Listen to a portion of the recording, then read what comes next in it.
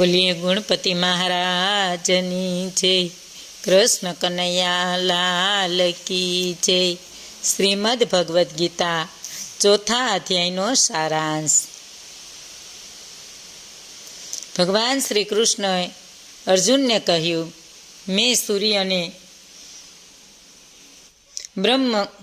બ્રહ્મપર્ણ યોગ કહ્યો. આવું જણાવતા અર્જુને તે બાબતે શંકા વ્યક્ત કરે છે. આથી શ્રી કૃષ્ણ કહે છે કે મારા તે તારા અનેક જન્મ થઈ ગયા છે, તે બધી વિગત હું જાણું છું, પણ આ બાબત તું જાણતો નથી. આમ તો ઈશ્વર અજમ્મા કહેવાય છે, પરંતુ પોતાની માયા વડે તે અવતાર ધારણ કરે છે. જે રીતે મનુષ્ય ઈશ્વરને શરણે જાય છે, તે રીતે ઈશ્વર તેમને ફળ આપે છે. ઈશ્વરને કર્મો સ્પર્શી શકતા નથી. જ્ઞાનરૂપી અગ્નિ સર્વ કર્મોને બાળી નાખે છે. આ સંસારમાં જ્ઞાન એ પવિત્ર છે. આથી જ્ઞાન મેળવીને મનુષ્ય આત્મામાં એકાકાર થઈ જાય છે. આમ શ્રી કૃષ્ણ ભગવાને ચોથા અધ્યાયમાં મનુષ્યની અવસ્થા ભેદથી કર્મયોગ અને જ્ઞાનયોગ સંબંધમાં વાત કરી. આખરે કર્મયોગ આચરણમાં મૂકવા કહ્યું. છેવટે અજ્ઞાનથી ઉત્પન્ન થયેલા સંશયોને જ્ઞાનરૂપી તલવારથી છેદીને અર્જુનને યુદ્ધ કરવા જણાવ્યું. બોલો કૃષ્ણ કનૈયા લાલ કી જય. કર્મ બ્રહ્મપર્ણ યોગ અધ્યાય ચોથો. શ્રી કૃષ્ણએ કહ્યું, આ યોગ મેં સૂર્યને કહ્યો. સૂર્યએ તેના પુત્ર વૈવસ્વત મનુને કહ્યો, ને મનુએ તેના પુત્ર ઈક્ષ્વાકુને કહ્યો હતો. આમ પરંપરાથી પ્રાપ્ત થયેલા આ યોગને રાજર્ષિ જાણતા હતા, પણ કાળ વડે આ યોગ લોકમાંથી નાશ પામ્યો. તું મારો ભક્ત ને મિત્ર હોવાથી આ ઉત્તમ રહસ્યવાળો યોગ મેં તને કહ્યો. અર્જુને પૂછ્યું, આપનો જન્મ હમણાં થયો, જ્યારે સૂર્યનો જન્મ તો ઘણા સમય પહેલાં થયો હતો. તો પછી આપે આ યોગ સૂર્યને કહ્યો હતો, તે બાબત હું સી રીતે માનું? શ્રી કૃષ્ણએ જણાવ્યું, આજ સુધી તારા મારા અનેક જન્મો થઈ ગયા છે, તે બધાની મને ખબર છે, પણ તું જાણતો નથી. હું જન્મ વિનાનો, વિકાર વિનાનો ને સર્વેશ્વર છું. તેમ છતાં મારી માયા વડે જન્મ લઉં છું. હે અર્જુન, જ્યારે ધર્મની હાનિ અને અધર્મની વૃદ્ધિ થાય છે, ત્યારે હું શરીર ધારણ કરું છું. સાધુ પુરુષોના રક્ષણ માટે, દુષ્ટોના નાશ માટે, ધર્મની સ્થાપના માટે હું યુગે યુગે પ્રગટ થાઉં છું. હે અર્જુન, મારા દિવ્ય જન્મને, કર્મના રહસ્યને જે મનુષ્ય સમજે છે, તે મૃત્યુ બાદ પુનઃ જન્મ પામતો નથી. તેને મોક્ષની પ્રાપ્તિ થાય છે. ઘણા મનુષ્યો રાગ, ભય ને ક્રોધનો ત્યાગ કરી અનન્ય ભાવથી મારો આશ્રય લઈ જ્ઞાન અને તપથી પવિત્ર થઈ મારામાં મળી ગયા છે.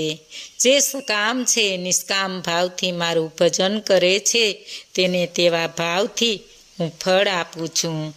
મારા વર્તનનું તે પ્રકારે મનુષ્યો અનુસરણ કરે છે. આ લોકમાં કર્મના ફળની ઈચ્છાવાળા ઇન્દ્રાદિ દેવોની પૂજા કરે છે, કારણ કે આ લોકમાં કર્મની સિદ્ધિ તરત પ્રાપ્ત થાય છે. જ્યારે જ્ઞાન જે મોક્ષ માટે છે, તે તો મુશ્કેલીએ પ્રાપ્ત થાય છે. કર્મ પ્રમાણે 4 વર્ણની રચના, ગુણને કર્મ કર્યા પ્રમાણે બ્રાહ્મણ, ક્ષત્રિય, વૈશ્ય અને શૂદ્ર એમ 4 વર્ણની રચના કરી છે. આ બધાનો કરતા હોવા છતાં પણ હું અકર્તા છું. નિરહંકારી હોવાથી કર્મો મને સ્પર્શ કરતા નથી. નિષ્કામ હોવાથી મારી કર્મોમાં ઈચ્છા થતી નથી. આવી રીતે જે મને જાણે છે, તે કર્મ બંધનમાં પડતો નથી. અગાઉ જનક આદિ મુમુક્ષોએ જે રીતે કર્મો કર્યા હતા, તે મુજબ તું કર્મ કર. કર્મ ને કર્મ વિશે નિર્ણય કરવામાં મોટા વિદ્વાનો પણ મૂંઝાઈ ગયા છે. તે કર્મ વિશે તને કહીશ, જે જાણ્યા પછી સંસારમાંથી તારી મુક્તિ થશે.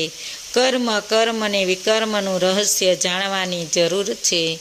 કેમ કે તેની ગતિ ગહન છે. જે મનુષ્ય ફળની આશા વગર કર્મો કરે છે તે જ્ઞાનરૂપી અગ્નિથી જેમના કર્મ બળી ગયા છે તેને વિદ્વાનો પંડિત કહે છે. જે કર્મને કર્મફળમાં ઈચ્છા નથી કરતો નિજાનંદમાં તૃપ્ત રહે છે, કોઈનો આશ્રય લેતો નથી, જે બધી આશાઓને ત્યાગી અંતકરણને શરીરને વંશમાં રાખી બધું છોડી શરીરના નિર્વાહ માટે કર્મ કરે છે તેને પાપ સ્પર્શી શકતું નથી. જે લાભથી સંતોષ માને, ઠંડી ગરમી સુખ દુઃખ હાનિ લાભ સરખા જુએ, દેશભાવ ન રાખે, સિદ્ધિ અસિદ્ધિમાં સમબુદ્ધિ રાખે, તે કર્મ કરે છતાં કર્મ બંધનમાં પડતો નથી. જે નિષ્કામ છે, રાગ દેશથી મુક્ત છે, જ્ઞાનવાળો છે ને પરમાત્મામાં અર્થે કર્મ કરે છે તેના સઘળા કર્મો વાસના સાથે નાશ પામે છે. અપર્ણ કરવાથી ક્રિયા બ્રહ્મ છે, હોમવાનો પદાર્થ બ્રહ્મ છે, બધામાં બ્રહ્મ ભાવે સ્થિર છે તે બ્રહ્મને પામે છે. કેટલાક કર્મયોગીઓ ઇન્દ્રાદિની પૂજા કરે છે, જ્ઞાનયોગીઓ યજ્ઞાદિ બધા કર્મોને બ્રહ્મમાં વિલીન કરે છે, તેનું નામ જ્ઞાન યજ્ઞ છે. કેટલાક યોગીઓ કાન નેત્ર આદિ ઇન્દ્રિયોને સ્વયંરૂપ અગ્નિમાં હોમે છે, જ્યારે બીજાઓ શબ્દ વગેરે વિષયોને ઇન્દ્રિયરૂપી અગ્નિમાં હોમે છે. કેટલાક ઇન્દ્રિયોના સર્વ કર્મોને તથા પ્રાણના કર્મોને જ્ઞાનથી પ્રગટેલા આત્મા સ્વયંરૂપ યોગાગ્નિમાં હોમે છે.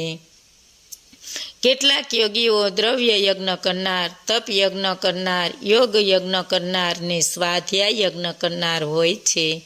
કેટલાક અપાનવાયુમાં પ્રાણનો ને પ્રાણવાયુમાં અપાનનો હોમ કરે છે. કેટલાક યોગીઓ પ્રાણ તથા અપાનની ગતિને રોકીને પ્રાણાયામમાં રહેતા હોય છે.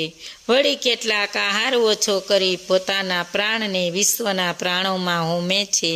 આ બધી જાતના યજ્ઞો કરનારા યજ્ઞ સામગ્રીથી હવન કરીને પોતાના પાપોનો નાશ કરે છે.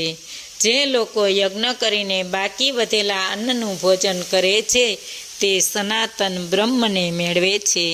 જે લોકો યજ્ઞ કરતા નથી તેમને માટે આલોક કે પરલોક નથી. આવા કેટલાક યજ્ઞો વેદમાં દર્શાવ્યા તે બધાની ઉત્પત્તિ કર્મથી થઈ છે તેમ સમજવાથી તારી મુક્તિ થશે. દ્રવ્યમય યજ્ઞ કરતાં જ્ઞાનમય યજ્ઞ વધુ ઉત્તમ છે, કેમ કે જ્ઞાનમાં સર્વ કર્મનો સમાવેશ થઈ જાય છે. તને જ્ઞાનનો ઉપદેશ તત્વને જાણનાર જ્ઞાનીઓ આપશે. તેમને પ્રણામ કરી સેવા કરી પ્રશ્નો પૂછી તેની પાસેથી જ્ઞાન પ્રાપ્ત કર. તને એ જ્ઞાનની પ્રાપ્તિ થતાં તું ક્યારેય મોહવંશ થશે નહીં. જો તું વધુ પાપ કરનાર હોઈશ તો પણ જ્ઞાનરૂપી વહાણ મારફત પાપરૂપી સમુદ્રને તરી જઈશ.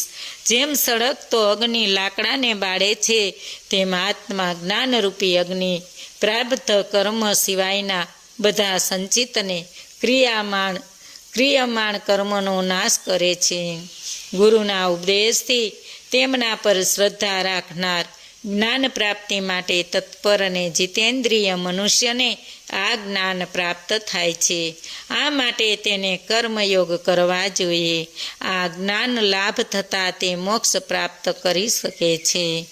જે ગુરુના ઉપદેશને ગ્રહણ કરતો નથી, અશ્રદ્ધા સંદેહ રાખે છે તે નાશ પામે છે. હે અર્જુન, જેણે બધા કર્મો ઈશ્વરને અર્પણ કર્યા છે બધા વહેમો નાશ પામ્યા છે.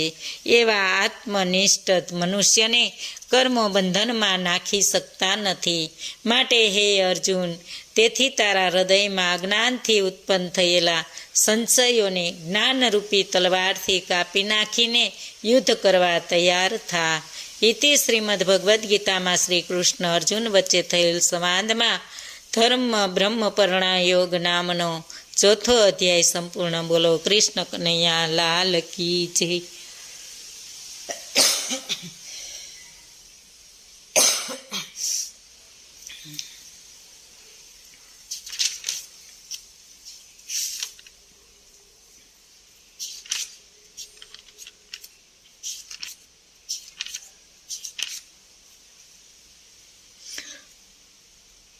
ચોથા અધ્યાયનું માયતમ ફળ.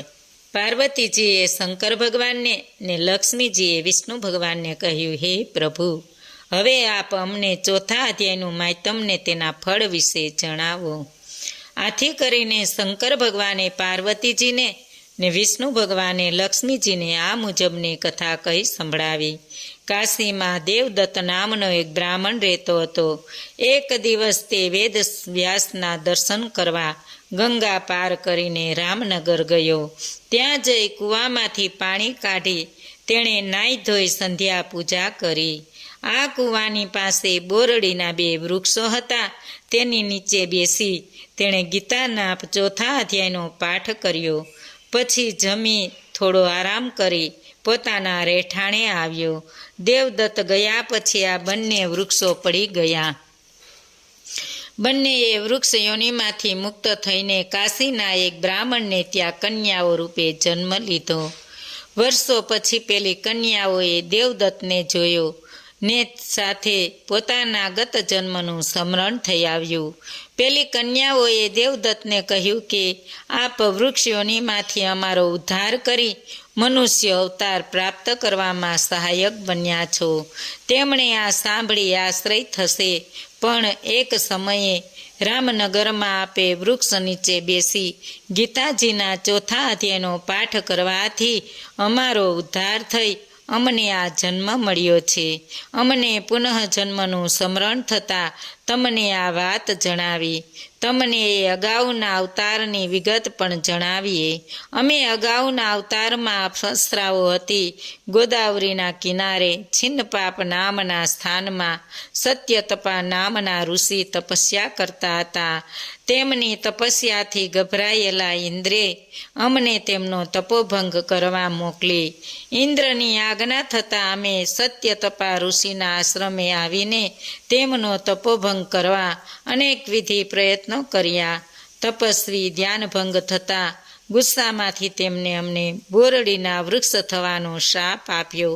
આથી અમો ગભરાઈ જઈને ઋષિને કરગરવા લાગી અને સાચું કારણ દર્શાવ્યું.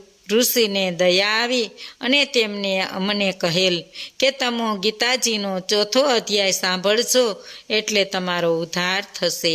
આ બંને કન્યાઓ હંમેશા ચોથા અધ્યાયનો પાઠ કરવાથી મૃત્યુ પછી સ્વર્ગમાં ગઈ. આ જ રીતે દેવદત્ત મૃત્યુ પામતા વૈકુંઠલોક પામ્યા. બોલો કૃષ્ણ કનૈયા લાલ કી જય. આજનું ભાવપુષ્પ શ્રી કૃષ્ણ અર્પણમ.